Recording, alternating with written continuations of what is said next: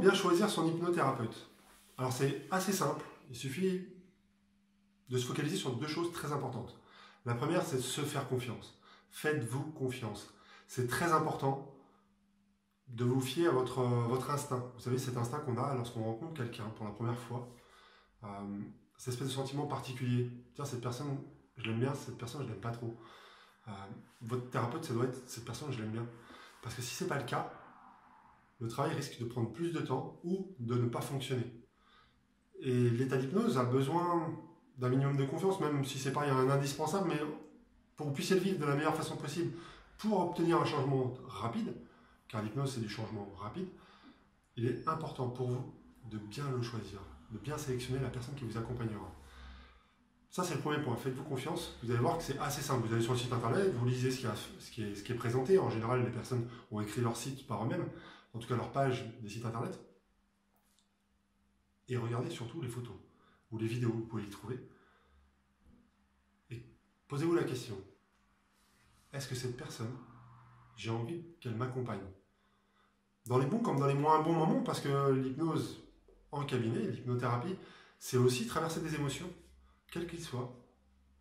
Des émotions positives, d'autres un peu moins positives. Vous savez, ces émotions dont on a besoin de se libérer pour pouvoir avancer. Dans la vie de tous les jours, on rencontre ça assez fréquemment. Et sous hypnose, comme tout est démultiplié, tout est plus fort, forcément, si vous n'êtes pas en confiance, si vous ne vous sentez pas bien avec la personne qui vous accompagne, il y a de grandes chances que vous ne viviez pas l'état dont vous avez besoin pour vraiment changer.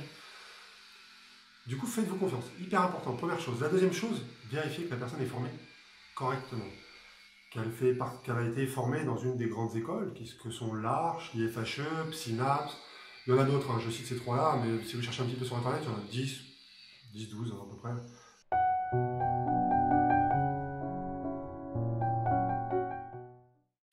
Pour conclure cette vidéo, du coup, la chose importante, c'est vous faire confiance. Très très important, faites-vous à votre premier instinct. Première impression, comment vous vous sentez quand vous vous imaginez en thérapie avec la personne. Parce que vous allez être en tête à tête, donc du coup, il y a de fortes chances que si ça passe pas déjà au premier, voilà, même au téléphone, hein, le téléphone aussi est important. Lorsque vous prenez rendez-vous, si vous ne vous sentez pas à l'aise, coupez le cours et allez voir quelqu'un d'autre, ça ne sert à rien de vous forcer. Et puis, pour finir, vraiment, si un thérapeute vous parle comme ça et vous dit de faire la poule dans son cabinet, fuyez, parce que je pense que la personne n'a pas été formée pour vous accompagner de façon thérapeutique. Voilà. Bonne journée à tous, bonne soirée pour ceux qui le regarderont un peu plus tard. Et puis peut-être à bientôt.